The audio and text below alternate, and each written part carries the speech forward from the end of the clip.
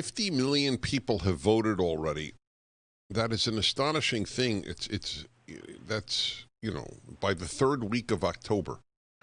Now it's the fourth week, obviously, but by the third week, this was true.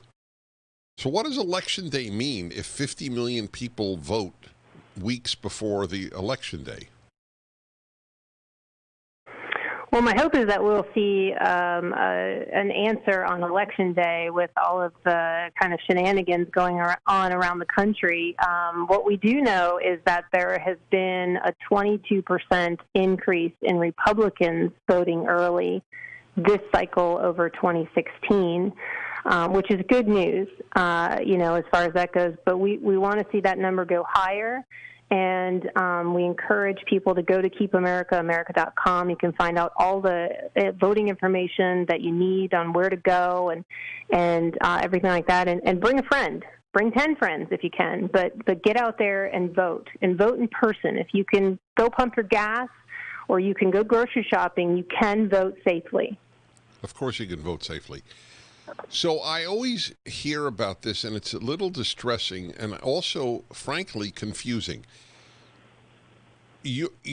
Everyone I speak to, and I am not an expert on this, so the people I trust tell me you're one of them.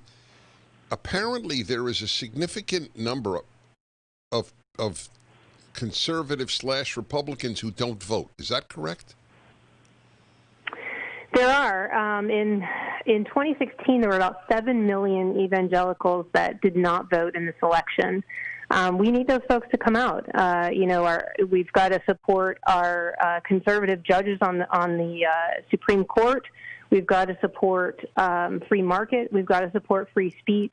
Our security, Dennis, is on the ballot. What we have seen with this rioting across the country, our personal security, it's or scary. Or how about the law in my state that if you steal things under $900, it's not a felony?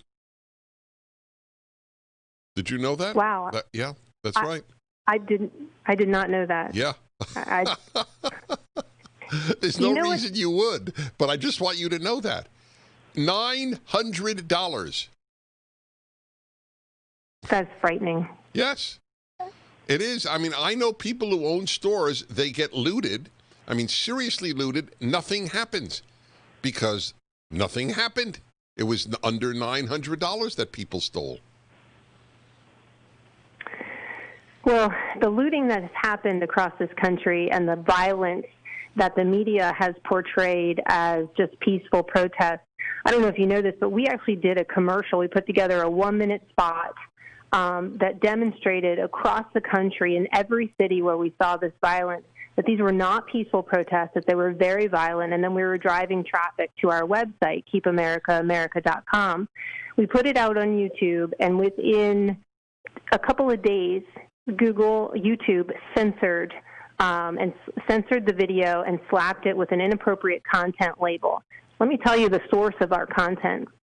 News footage, local news footage across the country that we pulled from YouTube and is still on YouTube today. But our video is censored. Well, that's another thing that's on the ballot. People should know who don't think voting is important. For the first time in American history, free speech is on the ballot. Absolutely.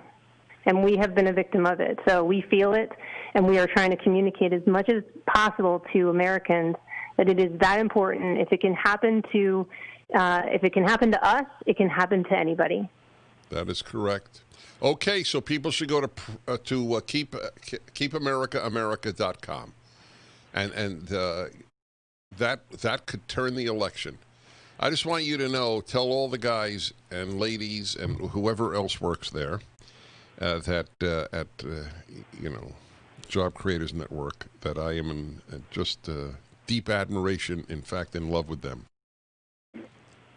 Thank you, Dennis. You're very welcome. Thank you. KeepAmericaAmerica.com.